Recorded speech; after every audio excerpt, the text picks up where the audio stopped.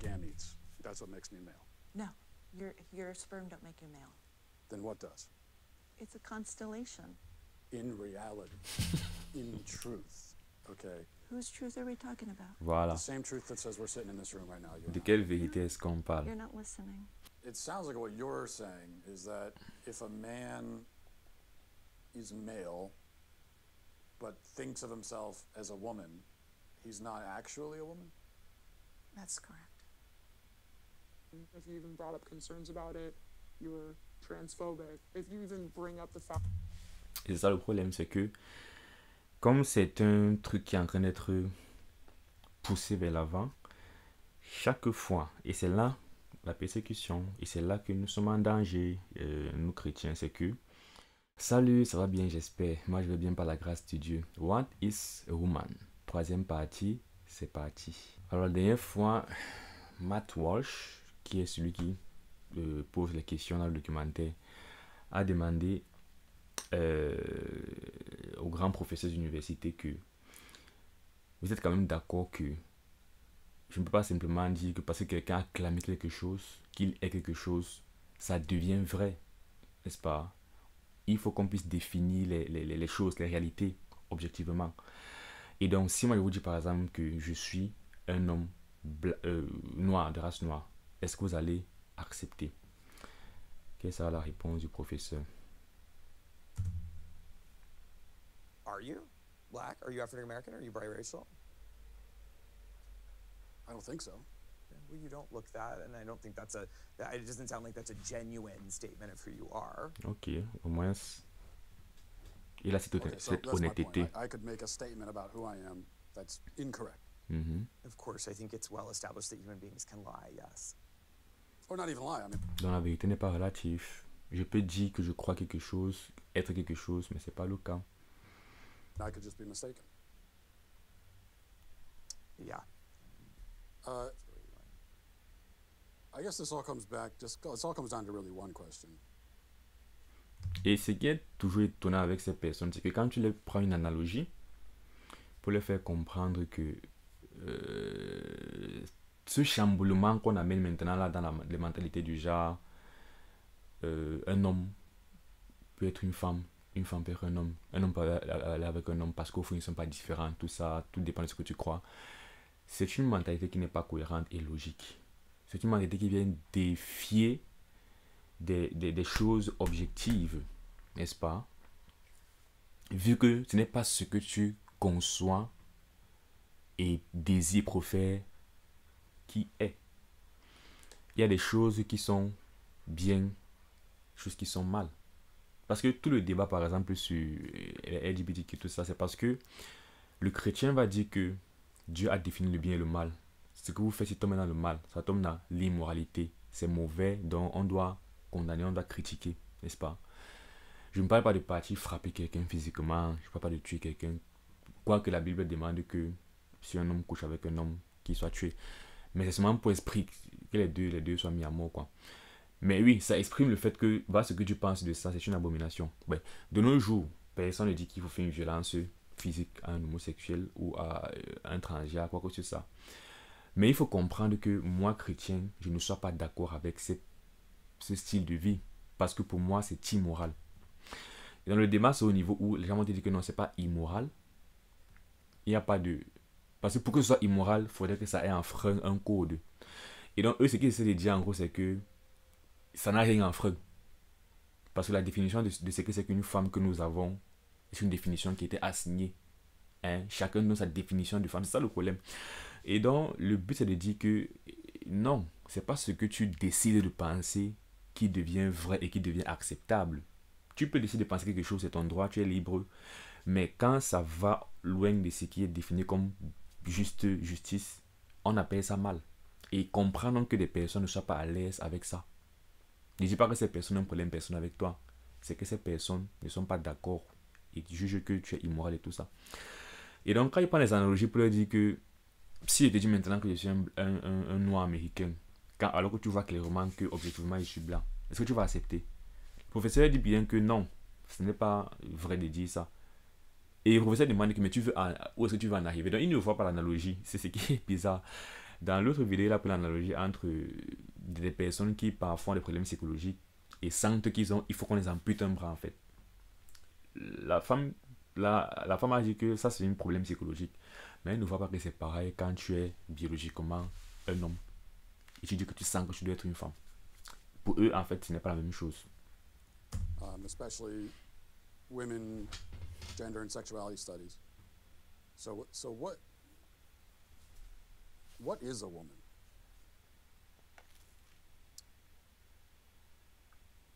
Why do you ask that question?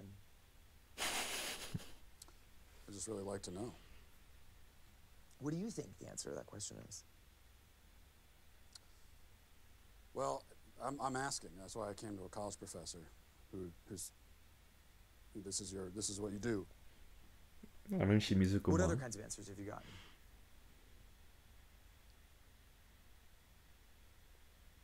A lot of like this where you're not answering. I've gotten a lot of that. So I think it's interesting that you say that some of the people you've interviewed have been reluctant to answer it, and I think that has a lot to do with the questions that preceded it, and the way that you've conducted yourself in the interview.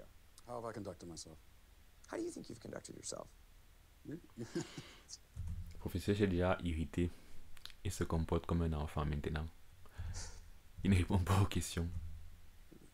You just, Et c'est ce qui est. La parole dit que. Je veux paraphraser. La parole de Dieu est éprouvée. Elle est vraie, elle est éprouvée. Ça veut dire qu'elle résiste en fait à l'épreuve. Si tu questionnes la vérité sur tous les angles, la vérité va rester la vérité, cohérente, consistante, logique, sans problème. Mais le mensonge n'est pas éprouvé, le mensonge ne résiste pas à l'épreuve. Donc quand tu questionnes, c'est ce qu'il fait depuis, il pose souvent des questions qui exposent en fait la folie de ce raisonnement. Ça irrite les personnes à qui on pose les questions et c'est ce qui se passe.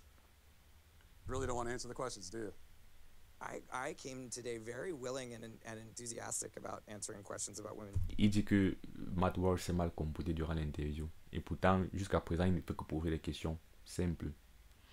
In gender sexuality studies, which is So the you work that I wanted do. you wanted to answer questions about women's studies, and so shouldn't the first answer you should be able to provide is what exactly is a woman? Tu étudies. For me, it's actually a really simple answer, and that's a person who identifies as a woman. What are you Waouh. identifying as? As a woman. But what is that? As a woman. Qu'est-ce qu'une femme? C'est une femme. Do you know what a circular definition is? I do. It's Et sort of like voilà, ce qui me fait toujours, qui me semble tout étrange, c'est que quand, parce que le fait qu'il lui ait posé la question, est-ce que c'est ce que c'est qu'une définition circulaire? Ça devait te faire comprendre que tu es en train de faire une définition circulaire. Mais il dit, je sais ce que c'est, en mode, tu vas en arriver où? Donc à chaque fois, j'ai l'impression que ils sont dans une sorte de voile où il est impossible qu'ils se rendent compte de la folie de leur raisonnement. Une fois de plus, ça c'est la puissance de l'égarement. C'est les conséquences d'avoir rejeté Dieu longtemps. Et donc tu te livres à tes sens réprouvés. Et donc tu finis par épouser la folie. it's sort of like what you're doing right now, where a woman is a woman. Because you're seeking what we would call in my field of work an essentialist definition of gender. I think it sounds like you would like me to give you a set of I don't- biological or cultural characteristics that are associated with one gender or the other. I'm not seeking any type of definition. I'm just seeking a definition. Yeah, and I gave you one. Well, now I can say I've been to college. Glad I didn't pay for it. Is there anyone willing to give me a straight answer? Ideally, somebody with a bunch of medical degrees on the wall. Dr. Grossman, thanks for Ok. talking to us. You're Prochain grand docteur. On va voir si celle-ci aura la réponse à cette question tellement compliquée. psychiatrist, medical doctor, and you've done a lot of work in child psychiatry. What is transgenderism from a psychiatric standpoint? The best way to approach it is by speaking about gender dysphoria, which is an intense loathing and discomfort with one's biological sex. They exist anywhere between 1 in Non, c'est une maladie, en fait. 30,000 people and 1 in Donc, selon 100. les psychiatres, c'est une maladie. Ce qui rejoint l'analogie qu'il a fait au début, c'est il a dit il y a des personnes qui pensent que il faut qu'on leur ampute un bras et qui vont à l'hôpital dire docteur, amputez-moi un bras. Et là, on voit clairement que c'est une maladie. C'est ce que une chirurgienne transgenre a répondu, que ça c'est une maladie.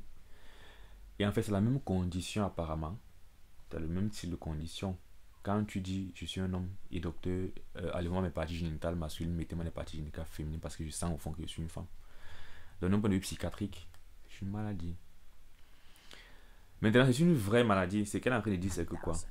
It's important to distinguish Okay. those people from what's happening much more recently, which is kids that never had any discomfort or dysphoria, as it's now called, with their biological sex. And then quite suddenly, as preteens or as adolescents, they come out and they announce that they are gender fluid, or they start to question Et their ça, c'est maintenant le conformisme. C'est-à-dire, et ces questions sont très subtiles. Il y a une dimension qui est strictement humaine, physique. Et il y a toujours une dimension spirituelle au fond. C'est pour ça que moi, je parle de ce documentaire. C'est que tout n'a pas seulement des raisons biologiques et physiques. Parce que ce qu'elle explique, c'est que il existe une condition, effectivement, où tu es malade, tu as un problème psychologique, où tu as un dégoût en quelque sorte de ton genre. Et sinon, ça te pousse donc à conclure que c'est pas ton genre et tu veux changer. Et elle dit, en fait, ça c'est quelque chose qui arrive de manière très, très, très, très rare. C'est un peu comme je pense, en fait, c'est des anomalies. C'est pas un truc qui est normal et naturel. Quand tu as ça, on dit que tu es malade et on essaie de te soigner. Maintenant, ce que le diable fait, c'est que il prend ça et il mélange ça en fait avec une idéologie cette fois-ci, qui est que je peux me lever en fait et décider que je suis l'autre genre. En fait, ce qu'ils appellent le gender fluid. Donc le genre est interchangeable, n'est-ce pas? Et là, ce n'est plus une condition, ça devient maintenant une idéologie. Et maintenant, il prend l'idéologie là, il accroche ça sur l'égarement qui c'est déjà, l'idéologie qui est déjà là. Il n'y a pas de différence entre l'homme et la femme. Donc c'est un peu comme si il y avait cette idéologie où on voulait mélanger l'homme et la femme avec tout ce qui est homo et tout ça. Maintenant, on s'est pris maintenant les transgenres, une condition à la base. On a mis derrière l'idéologie finalement qui est que en fait on peut changer de genre n'importe comment. Et ça a rajouté maintenant la puissance à ce mouvement. Et aujourd'hui, la plupart des gens qui vont se lever et dire qu'ils changent, c'est plus parce qu'ils ont épousé l'idéologie. Et il disait tantôt que souvent, ceux qui commencent sur les trucs comme ça, là, n'est-ce pas?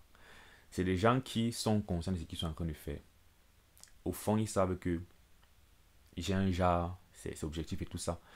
Mais sur des générations, ça devient des choses qui sont ancrées dans la culture. Et les gens naissent dans la culture où ce qui est anormal est normal. C'est pourquoi dans Isaïe, l'Éternel dit malheur à ceux qui appellent le bien mal et le mal bien. Parce qu'à un moment donné, vraiment celui qui appelle ça mal, il n'a que connu ça comme ça. Il veut dire celui qui appelle peut-être ça normal. C'est ce qu'il a connu depuis sa naissance. Et donc le plan du malin, c'est de faire quoi? C'est de changer les mœurs dès le fond, dès le bas âge. Parce que c'est une chose d'être dans le péché, d'en être conscient. Parce que souvent, encore ta conscience peut te rappeler et tout ça. Tu peux être sensible à la prédication, à la vérité, et donc te repentir. Mais quand tu n'es même pas conscient que tu es dans le péché, que tu es dans le mal, tu as perdu le combat avant d'avoir commencé à te battre. Et c'est ce que le diable fait donc. C'est sur le long terme. Peut-être que nous, aujourd'hui, qui sommes dans cette période de transition, peut-être même c'est déjà trop tard, où ce moment est en train de prendre de l'ampleur, on peut dire, ah, c'est pas normal, tout ça. Je parle de tout le monde, les chrétiens et non chrétiens. Parce que même dans l'église, il y a beaucoup de choses aujourd'hui qui sont maintenant tolérées, qui n'étaient pas tolérées avant. C'est dire à quel point, même pour l'église, c'est tellement tout dit que non, c'est trop gros ce que tu es en train de dire là. C'est évident, la Bible est claire dessus. Mais ils ne comprennent pas qu'il y a déjà des choses dans la Bible qui étaient aussi claires avant, mais que progressivement on a laissé couler et aujourd'hui l'église a accepté certaines choses. Donc, à plus grande échelle dans le monde, c'est la même chose. C'est que, arrivé à un niveau, tu as toute une génération qui se lève et qui prennent des décisions basées sur comment la culture est maintenue et tout. Les jeunes, par exemple, elle parle des jeunes, des adolescents qui prennent des décisions comme ça parce que c'est tendance et tout ça. Et plus tard, quand ils vont revenir à le bon sens, parce que la réalité c'est que tu es un homme au fond, par exemple, dans un corps de femme que tu as voulu chercher et tout ça, ça va être trop tard. Et c'est l'un des dangers réels que ceci cause. En dehors, une fois de plus, du danger spirituel qui est que tu es en train de marcher dans une voie qui ne plaît pas à Dieu. Il y a des problèmes. So first, let's define the terms sex and gender. Yes, please. Sex is biology. Sex is unchanging. It's based on chromosomes. Pour les 99.999% of femmes, the cells in the XY pour body les hommes. are marked either male or female. Gender, on the other hand, is a perception. Ok. It's a feeling. It's a way of identifying. It's an experience. Okay, that's subjective. It sounds like what you're saying is that if a man is male but thinks of himself as a woman, he's not actually a woman? That's correct.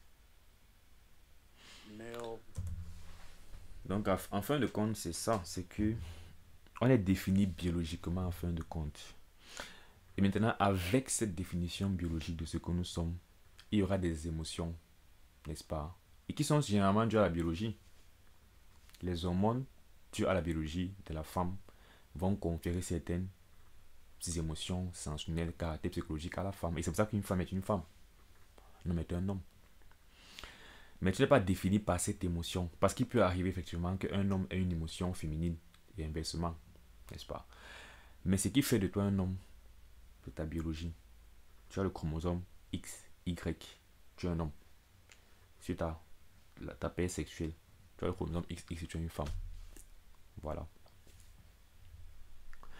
On n'a même pas besoin de partir dans la génétique pour définir ça.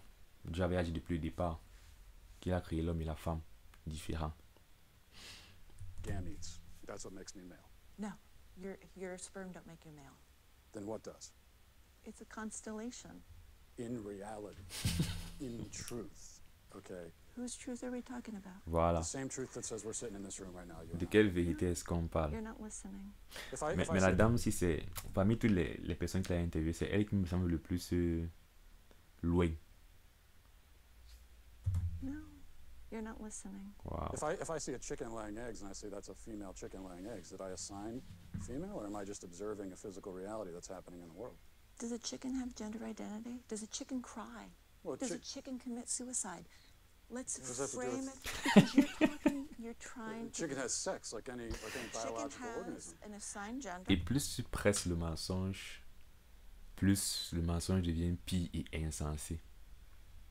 Ça qui disait que la vérité est éprouvée. Elle résiste à la tribulation, à l'épreuve, à l'examination. Le mensonge, plus tu presses le mensonge, plus il se transforme en mensonge plus insensé. But a chicken doesn't have a gender identity. So we assign female to chickens when they lay eggs?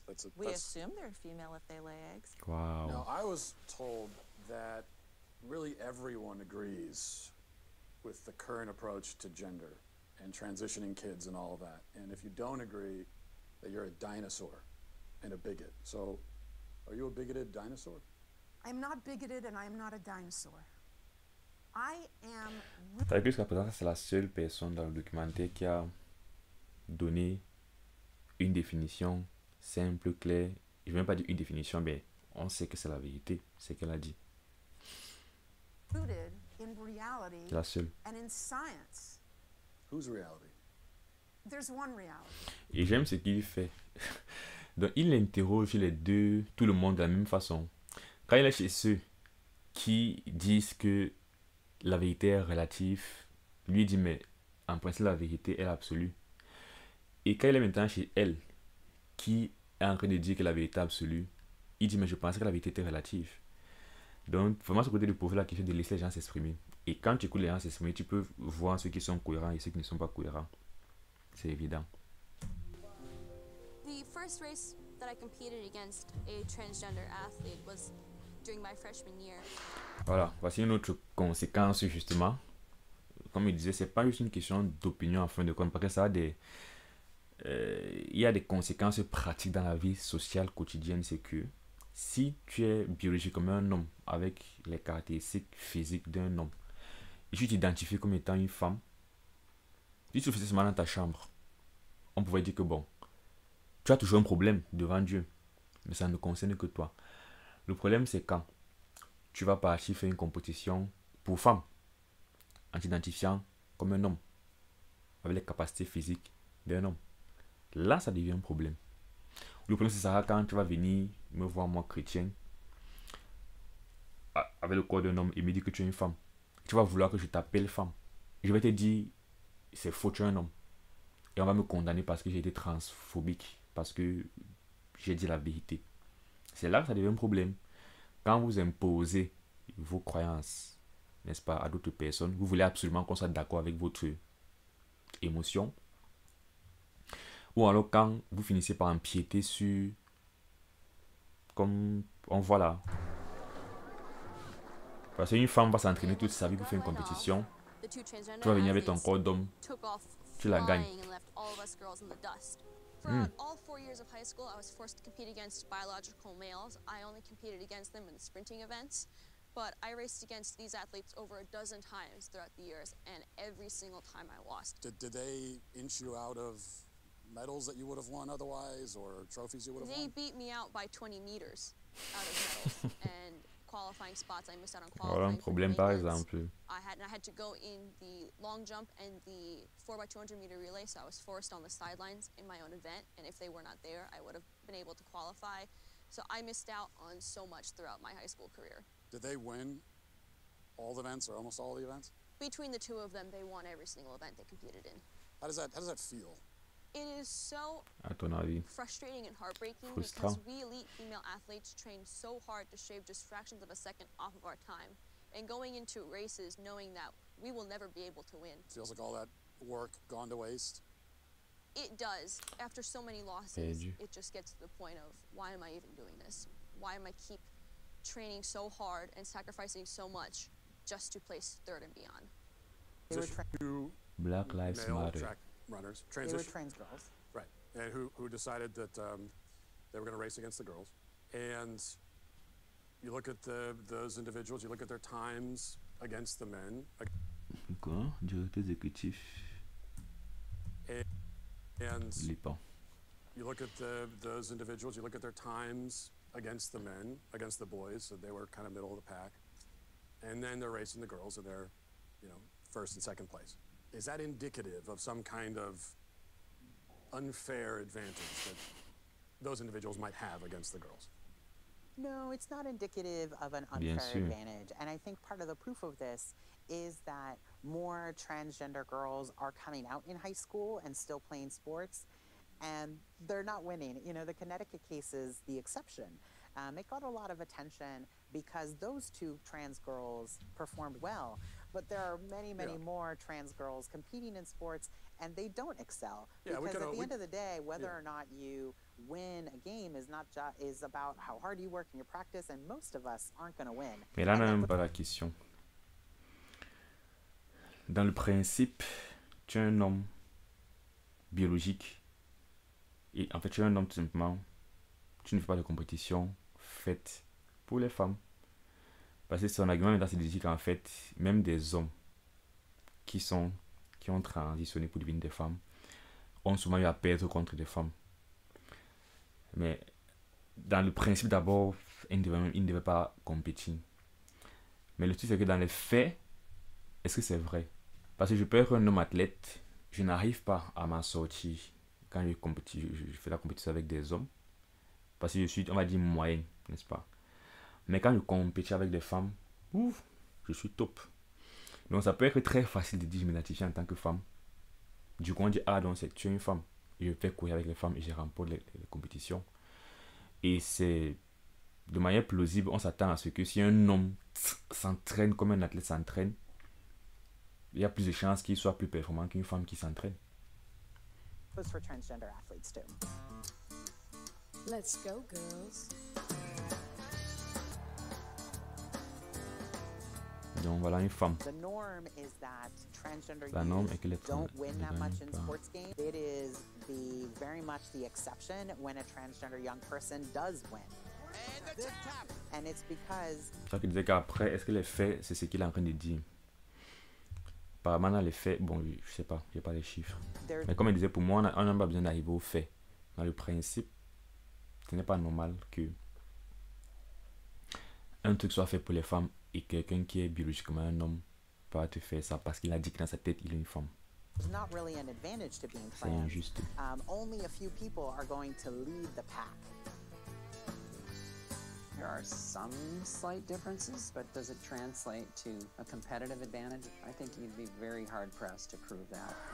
Was a big advantage to being transgender in sports, then we would see transgender women totally dominate. And over the last half of the pool, nobody will touch Leah Thomas. Transgender swimmer Leah Thomas breaking barriers and records. But in a new article, Sports Illustrated calls the college senior the most controversial athlete in America. Leah obviously helps us do better, right? Leah's swimming really fast. Leah's performance helps the University of Pennsylvania swim team. The feeling of winning doesn't feel as good anymore because it feels tainted. There was a lot of things you couldn't talk about that were very concerning, like a locker room situation. If you even brought up concerns about it, you were transphobic. If you even bring up the fact. Et c'est ça le problème, c'est que comme c'est un truc qui est en train d'être poussé vers l'avant, chaque fois, et c'est là la persécution, et c'est là que nous sommes en danger, nous chrétiens, c'est que tu es dans une société où tu as tes convictions, tu as la vérité, et toute la société a un nouvel agenda. Et si tu parles contre ça, si tu exprimes tes convictions, tu auras des problèmes. Donc là, ils sont dans les vestiaires, par exemple, elles sont des femmes, et il y a un homme qui a dit qu'il est une femme. Il est maintenant femme transgenre, on ne sait pas comment on appelle ça. Maintenant, elle, en tant que femme, se sent mal. Mais elles ne peuvent pas dire qu'on est mal à l'aise parce qu'il y a un homme. Parce qu'on m'a dit que c'est transphobique. Tu n'as pas cité qu'il est une femme. Et elles pourront perdre leur travail. Donc, moi qui suis chrétien. Et c'est aussi pour ça que l'autre aspect pour lequel je trouve ce truc intéressant, c'est que ça te fait t'arrêter, te rendre compte que chrétien, tu auras ces combats. Par la grâce de Dieu, je n'ai pas encore été confronté à des situations pareilles, mais le défi qu'on a aussi, c'est de s'armer déjà psychologiquement à faire face à des situations comme ça, où il faudra choisir entre ma conviction, n'est-ce pas, ma conviction de la vérité, ou alors épouser, en fait, on va dire se conformer au siècle présent et participer au mensonge. Il y aura souvent des enjeux importants, surtout le plus important, c'est le travail.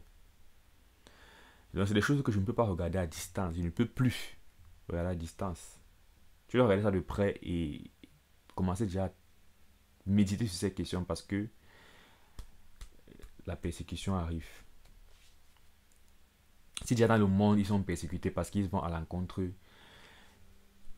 de cette idéologie farfelue, à plus forte raison, nous qui ne sommes pas du monde serons-nous persécutés. Alors est-ce que je suis prêt à faire face à la persécution, à tenir? On va arrêter là pour cette partie-ci. Et on se retrouve dans la prochaine vidéo. Que Dieu te bénisse. Porte bien d'ici là. Ciao.